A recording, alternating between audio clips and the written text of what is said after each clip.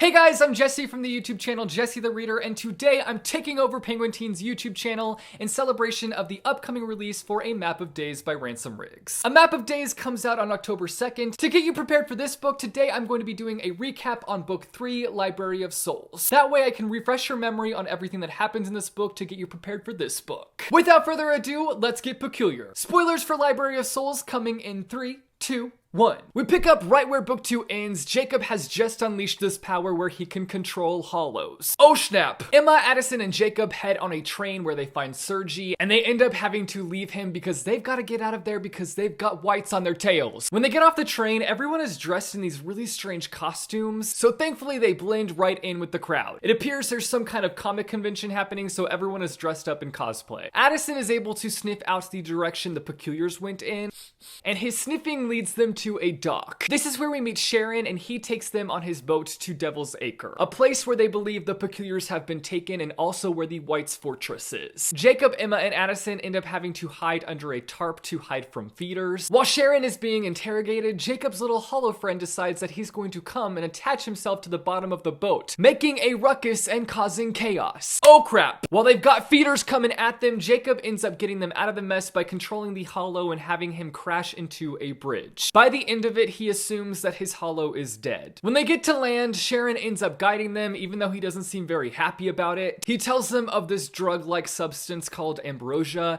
and says to never ever ever lay your hands on it. It's this drug that's made out of this peculiar second soul. After a while, the three decide that they want to ditch Sharon because they feel like he's a little bit on the shady side, and they don't think that they can trust him. They make it to the White's fortress, and it's only being guarded by these head posts, which are essentially just these poles that have heads on them, and the heads can talk. It's really bizarre. They find out that the bridge entrance isn't complete, so they have to take these head posts and make an extension onto the bridge in order to cross. But as they're crossing, guess what happens? A hollow pops up and decides that it's going to mess with them. Yikes! Jacob is able to work his hollow magic and has the hollow place them down safely on the bridge. A military truck comes through the bridge, and while Jacob and Emma are able to hide, Addison hops on for a ride into the White's fortress. Jacob and Emma get caught up in this angry mob, and thankfully Sharon shows up and gets them out of this mess. Jacob ends up passing out, and when he wakes up, he finds himself in the home of Mr. Bentham. Jacob was healed by the healer of the house after nearly dying by the mob madness. Jacob and Emma decide that they are going to snoop around Mr. Bentham's house. They find a hallway with all these doors to different places, and they assume that they lead to different loops. After looking around some more, they come to the conclusion that Mr. Bentham is a peculiar collector. His home is basically a museum of peculiar artifacts. They finally meet Mr. Bentham and the bear that carries him around. He reveals that his life work has been making interloop travel possible, and to do so, he's created this machine called the Pan-Loopticon. We learn more about his life and how him and his brother were trying to make a connection between loops. The Pan-Loopticon was to be the machine that was going to make this work, but his brother had a bit of a hidden agenda. There's a legend about this place called the Library of Souls, a lost loop where peculiar souls are stored after they die. And his brother is on a mission to find this loop and to take over peculiardom. If you didn't catch on by now, his brother is Cole, meaning his sister is also Miss Peregrine. Bentham was actually helping his brother there for a while, and he even had his hand in making hollows, but he assures them that he had no idea what his brother was up to. In order for him to get his Pan-Loopticon working again, he needs Jacob to bring him a hollow. Sharon reveals that the hollow that he thought died at the bridge didn't actually die, so they decide to go and get that hollow. The hollow is now at this cage fighting place. Jacob has to put on this pretend fight with the hollow and make it fake its death. And while he succeeds, he does end up damaging the hollow quite a bit throughout the process. They bring the hollow back to Bentham, and the healer works on it to make sure it's in good enough shape for the Pan-Loopticon. We learn a bit about Bentham's relationship with Abe, which is pretty questionable because he actually ended up experimenting on Abe. Abe allowed Bentham to take a little bit of his soul, and after that, he became weakened. They get the machine running, so Jacob and Emma use it in order to find the White's fortress. Right before they go, though, they get this fake message from Miss Peregrine from a parrot, and the parrot ends up being a bomb. A bear jumps on it and takes most of the blow. Also, the healer, the Mother of Dust, gives Jacob and Emma her finger, and not just because. That would be really weird, like, here's my finger, good luck. It'll provide them with healing dust that they can use on their journey. They make it to the White's tower, find all the peculiars that have been locked up, and free them. They get into this room where Call is talking, but he's not actually there. It's like he's monitoring the room from afar. He reveals the room where all the Embrons are, jar and he says that he won't harm them as long as Jacob gives him a piece of his soul. After Jacob refuses, Call sends a hollow. Jacob has a hard time controlling it and he decides that maybe he should take some Ambro, and right before he takes it, Miss Peregrine stops him. She tells him that he doesn't need it and that all he needs is inside of him. And that's enough for him to kick it into high gear. Jacob almost gets eaten by a hollow, but right before he shoves the dust finger into the hollow's throat, and now he's really able to control all of the hollows. Like, he can sense them all in his mind and he's able to control each of them. Horace gives Jacob the scarf that he made while he is imprisoned, which is not random information. This will come back into play. Just hold your horses. A war breaks out between the Whites and the Peculiars and Jacob's hollow pets, and it's insanity. By the end of it, Jacob only has one hollow left. When Bentham shows up, Miss Peregrine basically spits in his face. Not literally, but she's definitely not happy to see him, which turns out Bentham ends up betraying them. Call ends up showing up to the party. Nobody invited you, Call. Nobody wants you here. He makes Jacob kill off his last hollow and then he takes everyone hostage. They're marched off in the direction of Abaton, which is the loop where the Library of Souls is. When they get there, Jacob is the only one that can see the jars with the souls in them. They end up having to go incredibly deep into the cavern in order to find the souls that Call is looking for. And here we have another chaotic scene. Call shoots Jacob and Jacob thinks he's dying. Ay, ay, ay. Call uses the spirit pool to take on the soul of an incredibly powerful Peculiar. A full-on battle goes down with Call in his new form and all the Peculiars. But they're trying everything to take him down and he is not budging. Homeboy is powerful. Things are getting crazy. Jacob suddenly realizes that he's not actually dying. The scarf that Horace had made him had protected him. Bentham consumes Abe's soul, and so now he's able to see all the jars and he's looking for a really powerful soul to take on. Before he takes on this form, he gives Miss Peregrine the recipe to close the loop. While Bentham takes on this soul and holds back his brother,